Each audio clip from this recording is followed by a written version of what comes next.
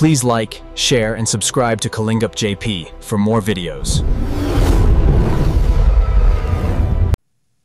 Magandang araw po mga kalingap. Kamusta kayong lahat? Sana ay nasa maayos kayong kalagayan kahit sa gitna ng mga pagsubok na dinaranas ngayon ng ating bansa. Grabe mga kalingap, nakakalungkot talaga ang mga nangyayari ngayon dito sa Pilipinas.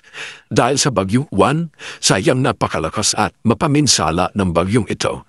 Marami sa ating mga kababayan ang naapektuhan, nawala ng tirahan, at pati mga kilala nating content creators ay hindi rin nakaligtas. At isang ayan sa mga tinamaan ay ang ating mahal na Kalingap Bikoy kasama ang kanyang hari na si Krista. Kaya sa video na ito, pag-uusapan natin kung ano nga ba ang nangyari, gaano kalala ang sitwasyon nila, at syempre, magbibigay din tayo ng kaunting real talk at pagmumuni-muni kung paano natin pwedeng mas lalo pang pagtibayin ang ating pagtutulungan bilang isang komunidad. So ready na kayo, huwag niyong kalimutan i-like ang video na ito, mag-subscribe at i-share para mas marami ang makalam at makapagsuporta sa mga naapektuhan ng bagyong Juan. Alam niyo mga kalingap, noon ako marinig ang balitang ito, para hindi makapaniwala, si Kalingap Bikoy na kilala nating masiyahin at palagi nagbibigay ng tulong sa iba, ngayon siya naman ang dumadaan sa matinding pagsubok. Sa amin naging sentro ng bagyo sa Camarines Norte now, nag-signal number 5 tayo. And ayun, kaya kung baka po magtaka kayo kasi hindi tayo makakapag-upload or hindi tayo makakapag kasi wala pong kuryente, walang internet, walang tubig dito sa amin. Bakit parang malungkot ka? Actually, stress lang po. Stress lang tayo kasi yun, nasira po yung bahay namin. Yung bubong, ilang mga kagamitan nabuhusan ng tubig sa... Even yung bagong TV namin nabuhusan ng tubig, pero hindi pa naman namin napapagana since wala pa nga pong kuryente.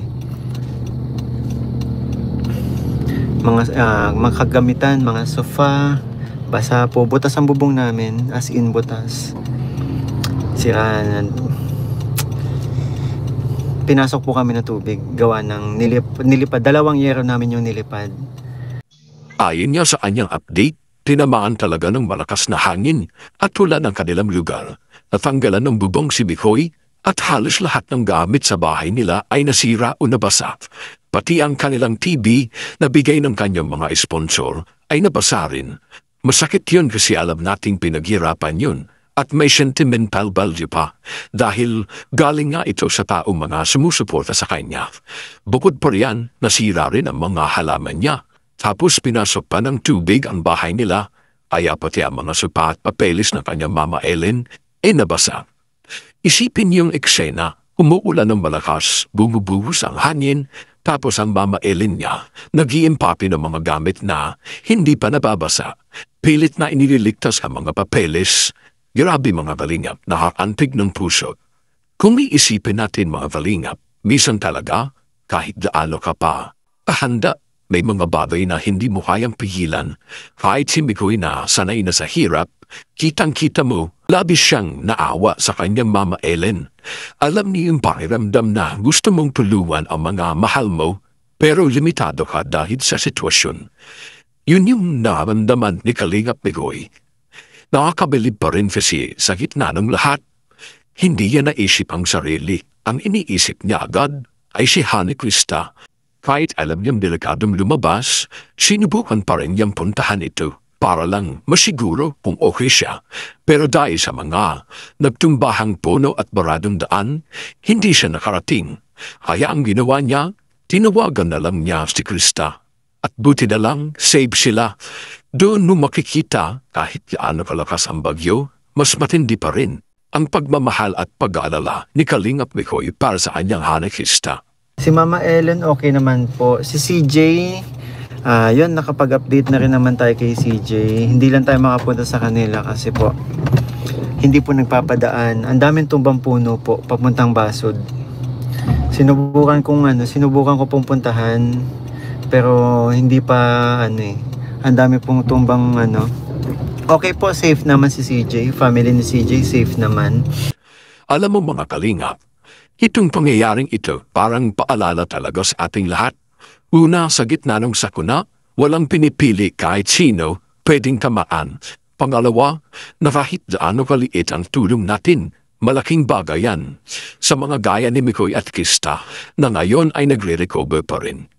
At pangatlo, makikita mo talaga kung gaano kagandang ugali meron ang mga taong tulad nila.